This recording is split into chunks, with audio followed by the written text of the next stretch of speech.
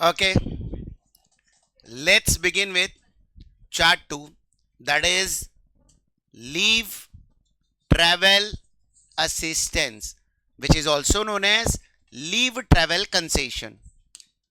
Leave travel assistance और leave travel concession बाद में लिखना, सिर्फ समझो पहले.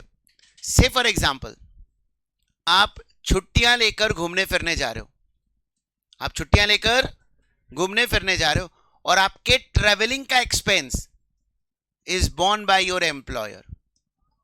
For you, is it a benefit? Is it? Wow. This benefit is exempt only if the journey is performed in India. It is exempt only if journey is performed. It means if the journey is performed outside India, then for you it is fully taxable. In India है तो कितना exemption मिलेगा, मैं वो detail provision सिखाने जा रहा हूं. ठीक है, तो इमेजिन करो आप जर्नी परफॉर्म कर रहे हो बाय एयरवे और फ्लाइट टिकट कौन प्रोवाइड कर रहा है? एम्प्लॉयर. सोचना और बताना, इकोनॉमिक क्लास से जाओगे या बिजनेस क्लास से? कंपनी पैसे दे रही, कैसे जाओगे, इकोनॉमी या बिजनेस? Everyone business. ओके, खुद की जेब से पैसा डालना है तो इकोनॉमी. आगे ना औकात पे, खुद की जेब से पैसा जा रहा है तो तेरे को इकोनॉमी से जाना है, लेकिन कंपनी पैसा दे रही है तो बिजनेस क्लास से जाना है. गलत बात है ना ये. बट एम्प्लॉय का माइंडसेट ही ऐसा है कि एम्प्लॉयर कोई फैसिलिटी दे रहा है तो लूटो. माइंडसेट बन गया लूटो. अरे वाह लूटो यार. Understand, you should appreciate your employer कि मेरा बॉस इतना अच्छा है कि घूमने फिरने मैं जा रहा हूं, बट ट्रेवलिंग का खर्चा दे कौन रहा है? कंपनी. वाह, कितनी अच्छी बात है. मुझे तो ट्राई करना चाहिए, मैं जैसे खुद का पैसा बचा रहा हूं ऐसे एम्प्लॉयर का भी पैसा बचाऊं. बट लोगों का माइंडसेट ही नेगेटिव है, लूटो. तो गवर्नमेंट कह रही है I will give you exemption based on you are entitle to. Means understand, तूने इकोनॉमी बोला ना, क्योंकि जनरली हम जर्नी परफॉर्म करते, जनरली हम परफॉर्म करते भाई economy. But high class of employees होते हैं वो हमेशा बिजनेस क्लास से ही जाते हैं. And if they are entitle for business class तो वो ट्रेवल भी बिजनेस क्लास से करेंगे, तो गवर्नमेंट उनको एग्जेम्पशन भी बिजनेस क्लास का ही देगी. But if we are entitle only for economy तो गवर्नमेंट एग्जेम्पशन भी इकोनॉमी का देगी. अंडरस्टैंड, रिलायंस कंपनी का डायरेक्टर जनरल क्लास से कभी नहीं जाएगा और कंपनी उसको ट्रेवल करने के लिए फिर वही हाँ, बट ऑब्वियस बिजनेस क्लास क्या चार्टर्ड भी प्रोवाइड करेगी, बट ऑब्वियस. तो गवर्नमेंट भी यहां पर कह रही है I will give you exemption based on what you are entitled to. Sir ये कैसे पता चलेगा? वो अपने को क्वेश्चन में दिया रहेगा कि एम्प्लॉय इतने अमाउंट तक एंटाइटल्ड है, इकोनॉमी के लिए एंटाइटल है या बिजनेस क्लास के. तो समझो if you are entitled for economy but the journey is performed by you by business class, तो बिजनेस क्लास एयर फिर एक अजम्पशन लेकर चलते, समझो क्वेश्चन में दिया 25,000 और तुमको जाना किससे चाहिए था? Economic class airfare was 12,000. So out of 25,000, 12,000 will be exempted, balance 13,000 will be taxable to you. So government यहां पर exemption देने को तैयार है up to your औकात. up to your औकात मतलब up to your entitled to. तो अगर हाई फाई एम्प्लॉय है तो जितना तू एंटाइटल है बिजनेस क्लास के लिए उतना एग्जेम्पशन मिलेगा. बट अगर लोअर क्लास ऑफ एम्प्लॉय तो जबरदस्ती ज्यादा खर्चा क्यों करने का, एग्जेम्पशन फिर इकोनॉमी का मिलेगा. एक साल पहले यही रूल था सबके लिए इकोनॉमी. इनकम टैक्स एक्ट 1961 जो पुराना था ना, उसमें सबके लिए क्या था, मतलब वो हाई क्लास हो लो क्लास हो कुछ फर्क नहीं पड़ता है, सबको इकोनॉमी का गवर्नमेंट एग्जेम्पशन देती थी, विच वाज रॉन्ग. अरे बट ऑब्वियस जो हाई क्लास ऑफ एम्प्लॉय है वो थोड़ी ना इकोनॉमी से जाएगा, वो तो बिजनेस क्लास से ही जाएगा, जिसको गवर्नमेंट ने इस साल से चेंज करके रूल बना दिया. ठीक है, up to you are entitled to. Clear to everyone? But imagine करो journey is not performed by airway. Journey airway से आपने परफॉर्म, जर्नी आपने किसी अदर मोड से परफॉर्म की other than airway. It can be by bus, train, car और any other mode other than airway.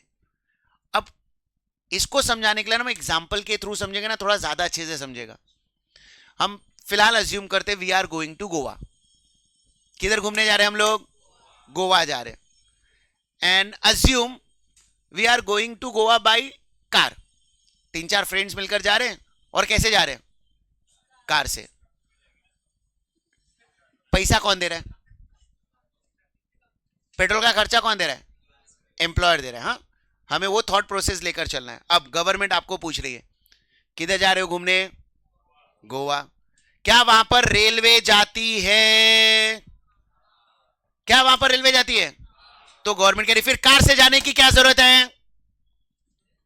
जब railway जाती है तो चुपचाप ट्रेन से जा. तेरे को कार से जाने की क्या जरूरत है? एम्प्लॉय बोल रहा है नहीं मैं तो कार से जाऊंगा, मेरी मर्जी. तो गवर्नमेंट कह रही ठीक है तू जा, एग्जेम्पशन तो मेरे हाथ में. I will give you exemption based on railway's point of view. Here, amount of exemption will be first class AC rail fare compared with actual amount spent by you, whichever is lower. मतलब government चाहती कि जब तक government के transport system available है you should try to use the systems. है ना railway, तो खुद की कार निकालने की क्या जरूरत है? गवर्नमेंट रेलवे में भी ना अच्छा अमाउंट ऑफ एग्जेम्पशन दे रही है. First class AC rail fair, the highest class. इससे ज्यादा और गवर्नमेंट क्या ही कर सकती है? मतलब गवर्नमेंट का मानना क्या है कि आप अपना खुद का व्हीकल मत निकालो. किससे ट्रेवल करो? रेलवे से. बट इमेजिन करो हम ऐसी जगह जा रहे हैं जहां पर railway facility is not available. Place change करते, गोवा नहीं महाबलेश्वर जा रहे हैं. हिल स्टेशन है, वहां पर कोई ट्रेन नहीं जाती. तो गवर्नमेंट आपको पूछ रही है क्या वहां पर रेलवे जाती है? तो आपने बोला नहीं रेलवे तो उधर नहीं जाती. तो गवर्नमेंट कह रही okay if railway is not there, क्या वहां पर कोई recognize public transport system available है? रिकॉग्नाइज पब्लिक ट्रांसपोर्ट, बस वगैरह जाती है. अरे बस जाती है तो जाती है तो फिर कार से क्यों जा रहा है ना? बस चुपचाप बस से जा चल. एम्प्लॉय बोल रहा है नहीं मैं तो कार से ही जाएगा, मेरी. तो गवर्नमेंट कह रही ठीक है जा, एग्जेम्पशन तो मेरे हाथ में. I will give you exemption based on RPT, recognise public transport में deluxe AC fare of RPT, deluxe AC fare of compared with actual amount spent by you whichever is lower. जितना भी deluxe buses में मालूम है deluxe buses आती है, उस deluxe बस का जो भी एसी फेयर होगा compared with actual amount spend by you, that is तुमने किससे स्पेंड किया? कार से. जो भी पेट्रोल एक्सपेंस होगा कंपेयर करेंगे, whichever is will be given as an exemption. But imagine करो आप ऐसी जगह घूमने फिरने गए हो जहां पर आरपीटी भी अवेलेबल नहीं है. गवर्नमेंट ने पहले पूछा रेलवे है क्या? तुमने बोला नहीं रेलवे इज नॉट अवेलेबल. तो गवर्नमेंट ने दूसरा क्वेश्चन पूछा क्या वहां पर आरपीटी अवेलेबल है? तो तुम बोल रहे हो नहीं वो भी अवेलेबल नहीं है. तो फिर गवर्नमेंट कह रही फिर ऐसी जगह घूमने जाने की जरूरत क्या है? Don't go there. अरे जिधर मैंने रेलवे प्रोवाइड नहीं किया, जिधर मैंने बस प्रोवाइड नहीं किया, उधर तेरे को घूमने क्यों जाने का है? Don't go there. एम्प्लॉय बोल रहा है पागल हो गए क्या? तुमने रेलवे प्रोवाइड नहीं किया, तुमने बस प्रोवाइड नहीं किया, मैं क्यों नहीं घूमने जाऊंगा? मैं तो मेरी मर्जी. तो गवर्नमेंट कह रही ठीक है जा, जैसे जाना है जा, भाड़ में जा, एग्जेम्पशन तो मेरे हाथ में. I will give you exemption ₹30 पर किलोमीटर.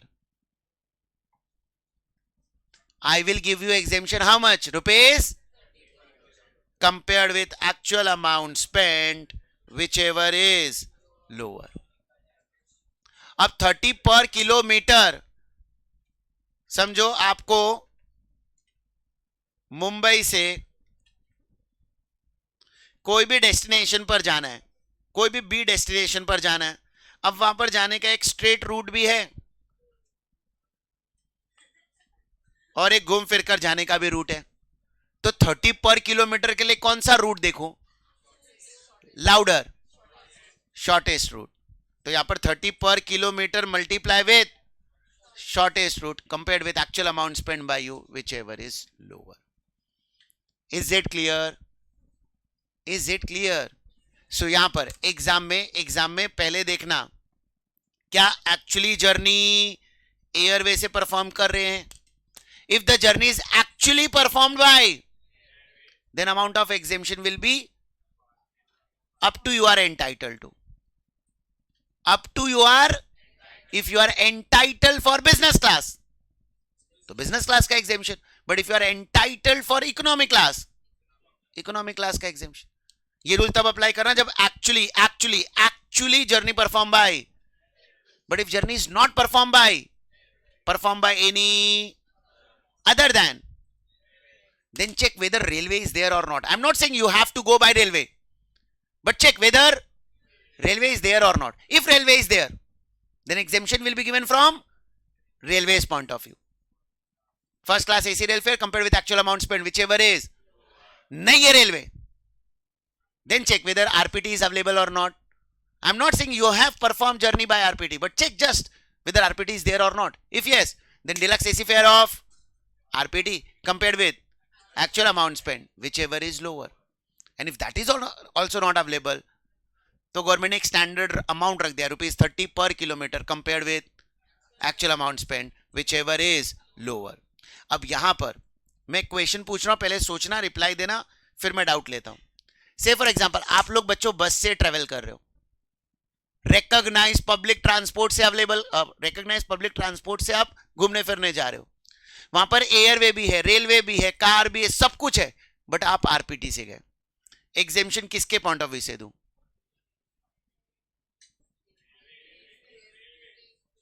एग्जेम्पशन किसके पॉइंट ऑफ व्यू से दूं? कितने लोग बोल रहे हैं रेलवे, कितने लोग बोल रहे हैं एयरवे, कितने लोग बोल रहे हैं बस? So exemption will be given from railways point of view. चलो मिस्टेक समझो तुमने क्या किया. जर्नी कैसे परफॉर्म हुआ है? मतलब अदर मोड. जर्नी बस से परफॉर्म हुआ है मतलब बाय अदर मोड.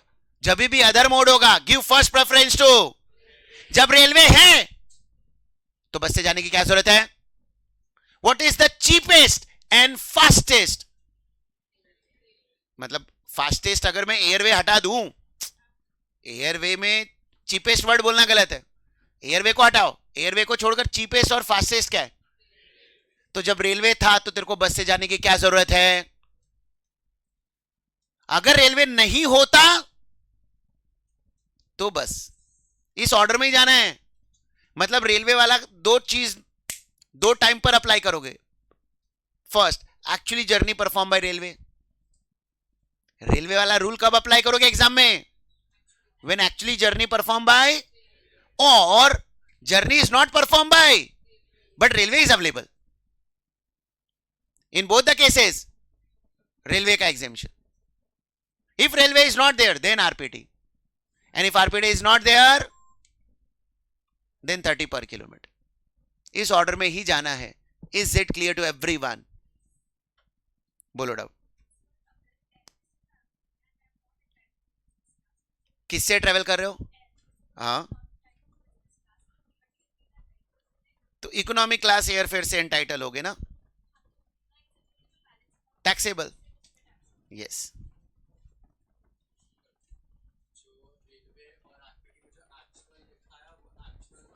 तुमने जितना एक्चुअली खर्चा किया,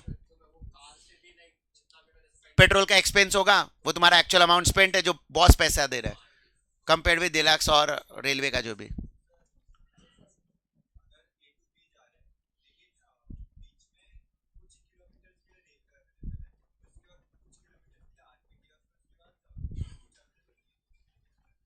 तो डायरेक्ट आप जहां तक जा रहे हो वहां पर रेलवे अवेलेबल नहीं है ना, तो 30 पर किलोमीटर.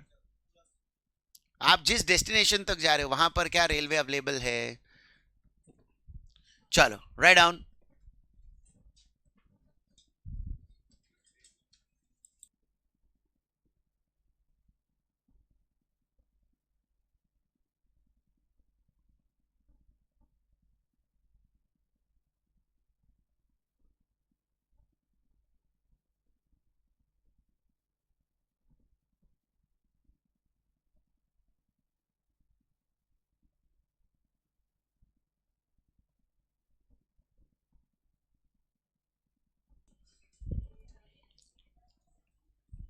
हो गया लिखकर सबका? नाउ एग्जेम्पशन जर्नी का मिल रहा है ना, कितने लोग घूमने फिरने जा सकते हैं?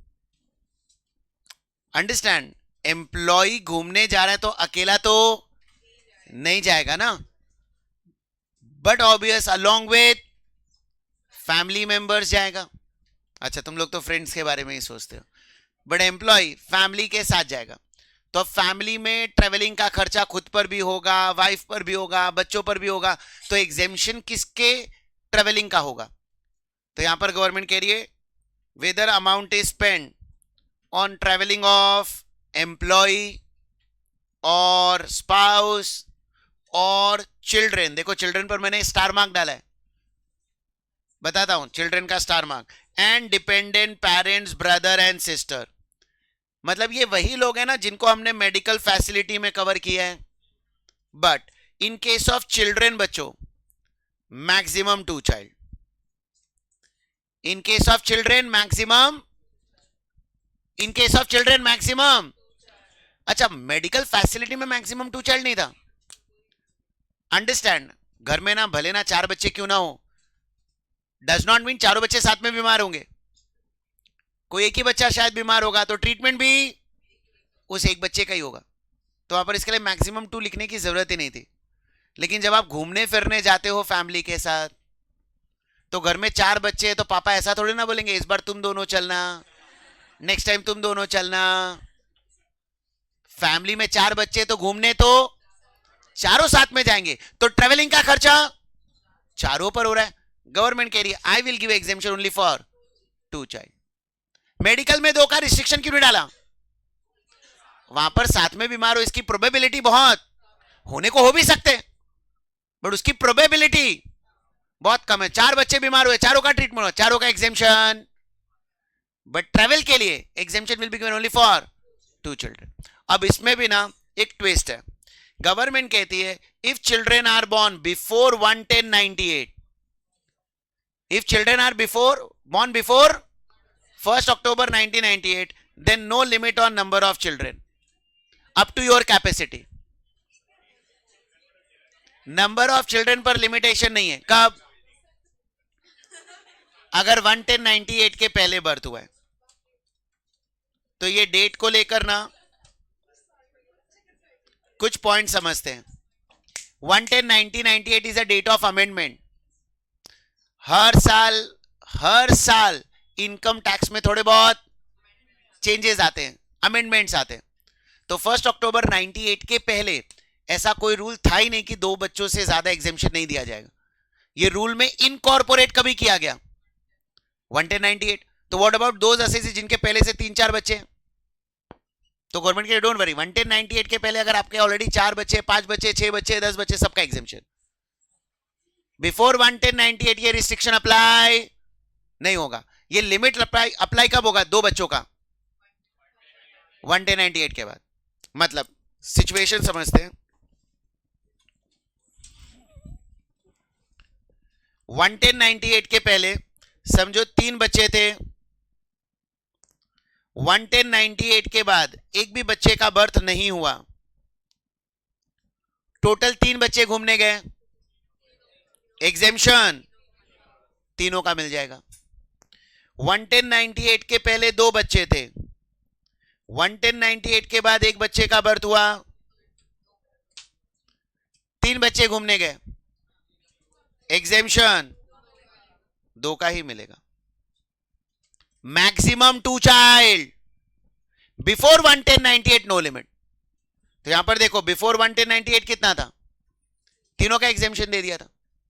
यहां पर पहले से जब 2 बच्चे हैं तो गवर्नमेंट कह रही है एग्जेम्पशन 2 का ही दूंगा। थर्ड चाइल्ड के लिए तूने प्लानिंग क्यों किया?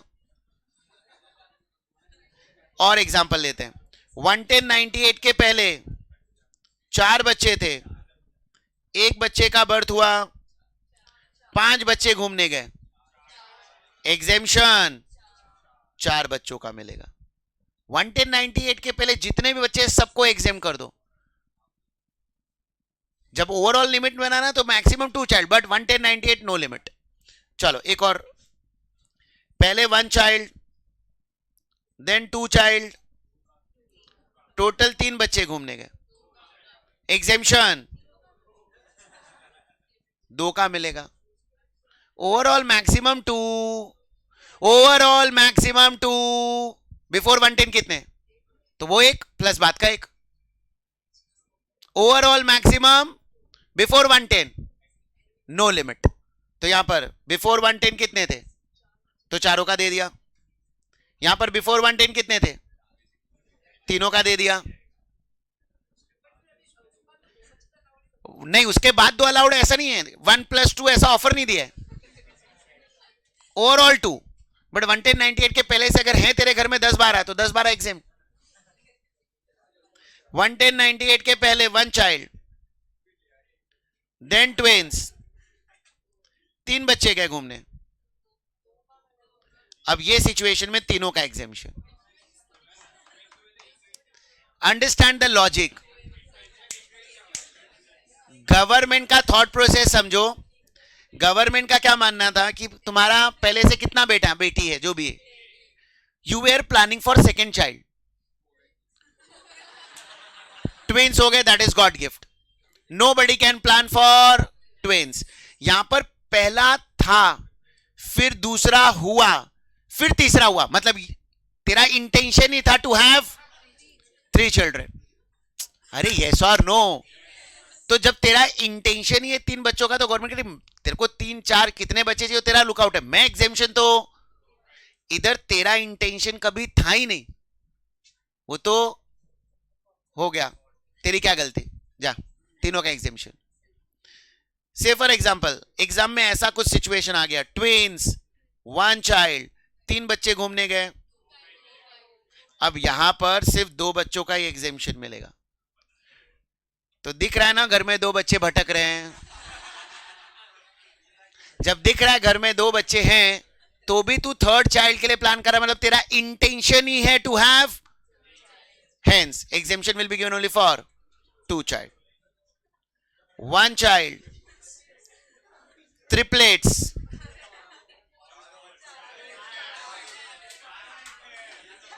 चारों का exemption. In short first child के बाद अगर मल्टीपल चिल्ड्रन का बर्थ एक साथ हुआ है तो सारे बच्चे एग्जेम्प्ट हो जाए। अब ये वाला नाटक ना सिर्फ लीव ट्रेवल में,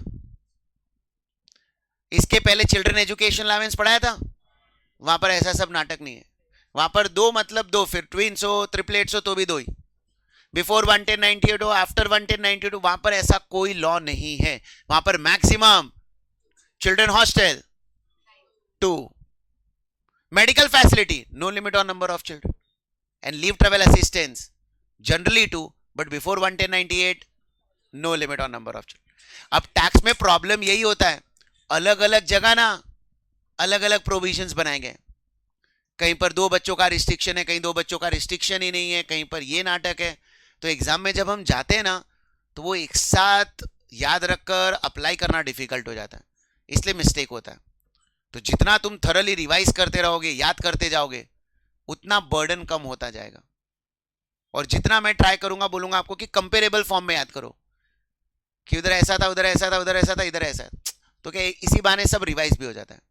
children education allowance maximum, children hostel, medical facility no limit on number of children, and here maximum 2, but before 11098 no limit on number of children. Write down.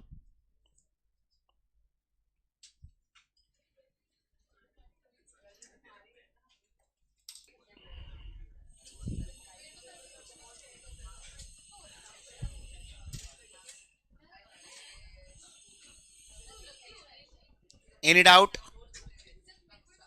Okay now ये जितना भी हमने leave travel assistance से related provision पढ़ा है, this will be taxable only if employee is a specified employee, only if employee is a, it means if employee is a not a specified employee, employee is not a specified employee, then it is exempt, not taxable. Specified कौन होता है? वो मैं detail में पढ़ाने वाला हूं जब मैं आपको CTX वाला प्रोविजन पढ़ाऊंगा, CTEGS। अभी फिलहाल ऐसे सिर्फ याद रखो ना, high class of employ and low class of employ. जो हाई क्लास ऑफ एम्प्लॉय होते हैं ना, उनको क्या माना जाता है? Specified. Low class of employ is not a specified employ, तो for them it is exempt. Low class of employ के लिए it is exempt. Detail definition of specified will learn in detail under CTX। तो फिलहाल वो वाला part pending रख रहे हैं। सिर्फ इतना याद रखो ना, टैक्सेबल किन के लिए होगा?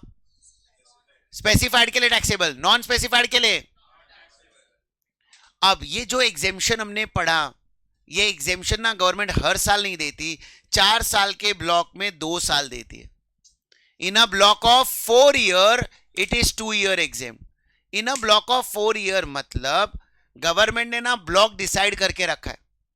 अपना year of block is from 1st Jan 2026 which will end on 31st December 29। Count करते, 1st Jan 26 ईयर एंड कब होगा? 31st December 26। पहला साल 31st दिसंबर को खत्म, 2026 खत्म, 2027, 2028, 2029। तो 1st Jan 2026 से लेकर 31st December 29 का 4 साल का गवर्नमेंट ने एक ब्लॉक बना दिया है। इस 4 साल में कोई भी 2 साल ही आप एग्जेम्पशन ले सकते हो। तो समझो मैंने 2026 में एग्जेम्पशन ले लिया, तो एक मैंने यूज कर लिया। अब दूसरा मैं 2027 में ले सकता हूं, 2028 में या 2029 में ले सकता हूं। लगातार 2 साल लेना जरूरी नहीं है। मैंने 2026 में नहीं लिया, तो अब 2027 या 2028, 2000, वो 3 में से कोई 2 साल ले लूंगा। वो एम्प्लॉय डिसाइड करेगा कि उसे ये एग्जेम्पशन कौन से ईयर में क्लेम करना है। हर साल नहीं क्लेम कर सकता है, 4 साल में 2 साल। Clear to everyone? अब जनरली ना एग्जाम में ये ब्लॉक वाला क्वेश्चन कभी नहीं आता।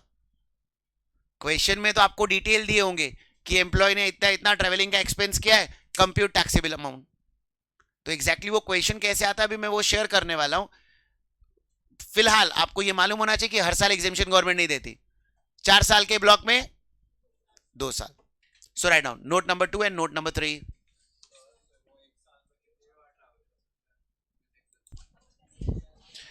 सो अभी एक क्वेश्चन देखते हैं। इस साल का इंस्टीट्यूट का मटेरियल अब तक आया नहीं है, तो 1 साल पुराना इंस्टीट्यूट का मटेरियल का क्वेश्चन देखते हैं और ट्राई करते हैं, चेक करते हैं whether the perquisite related to this leave travel is exempt और टैक्सेबल। क्वेश्चन पहले आप रीड करो, पहले खुद से डिसाइड करो, फिर मैं एक्सप्लेन करता हूं।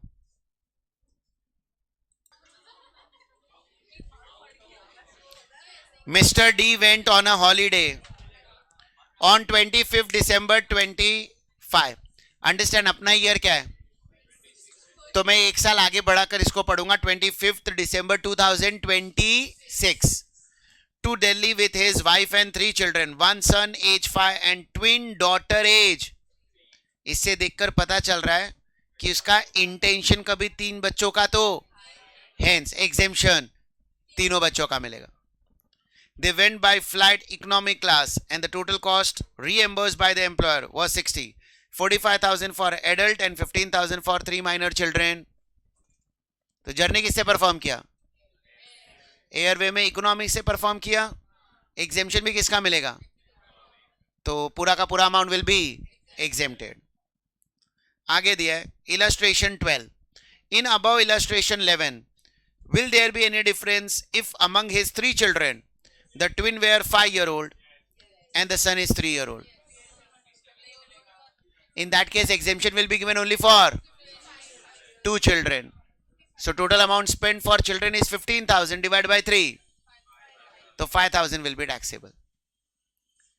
Is it clear? Any doubt? So यहाँ पर हमने कौन सा थियरी कंप्लीट कर लिया? Leave travel assistance, which is also known as leave travel concession.